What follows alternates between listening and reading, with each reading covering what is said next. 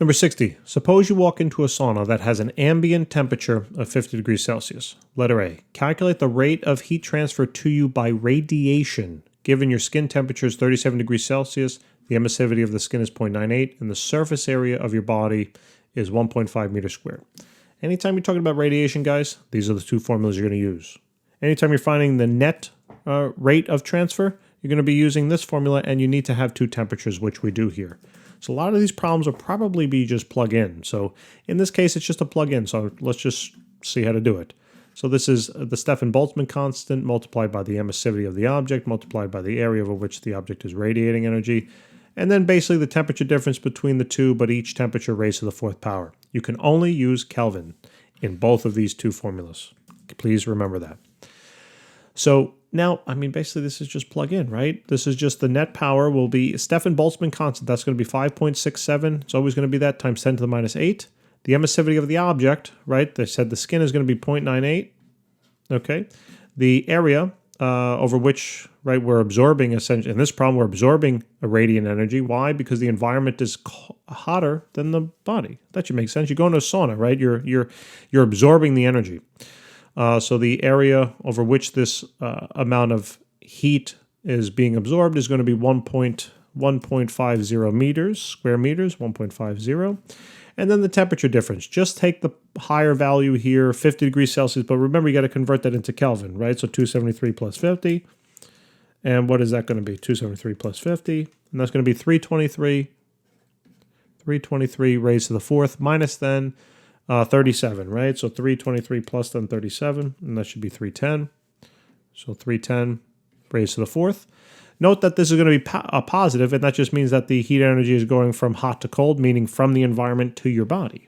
So this is 5.67 times 10 to the negative 8 multiplied by 0.98 multiplied by 1.5 multiplied now by parenthesis. 323 raised to the fourth minus 310 raised to the fourth. And we get a value of about 137. So this is 137 watts. Okay, watts, aka joule per second. All right? So that is the amount of, that's the rate of heat transfer into your body.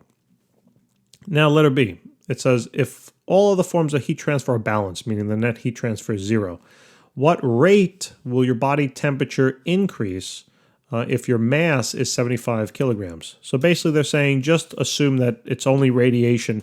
Your body is only gaining energy via radiation, okay? So we're talking about a temperature increase of your body, and they gave you a mass.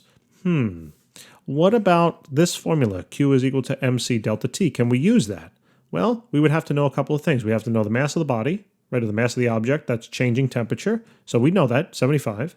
Specific heat, we got to look that up, all right? The body, though, it was given, I think in the book, it's like 3,500 or something. And then the change in temperature. Do we know the change in temperature? Well, that's what we're trying to find, right? How much would it increase by? And then do we know the heat? Well, yes, right? We know you might be saying, well, isn't this joule and isn't this joule per second? Now, that is correct. Yes, that is true.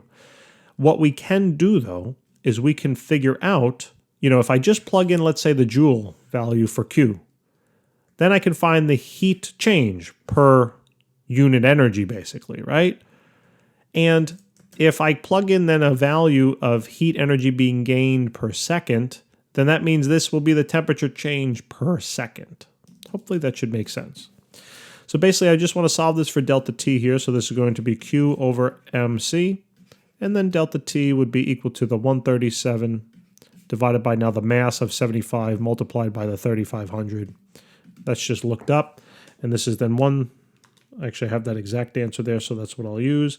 Then just take that 137 or so, divide it now by parenthesis 75 times 3,500. And here we go. We get a value of about 5.24. 5.24 times 10 to the negative fourth. And that would be in degrees Celsius or degree Kelvin. It actually does not matter here because the difference in temperatures that are not raised to some power is going to be equivalent. And check out number 55. I talked about why. All right, if you're interested. So this would be the answer. That should kind of make sense. It's only a small little temperature increase. But remember that temperature increase, this temperature increase we found is not like the total. It's the temperature increase every single second, because I used here the energy every single second that the body is absorbing. Okay?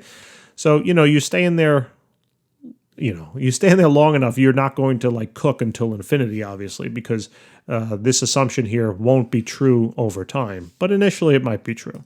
All right? Anyway, guys, thank you very much for tuning in. Please remember to subscribe, and we'll see you next time. Take care.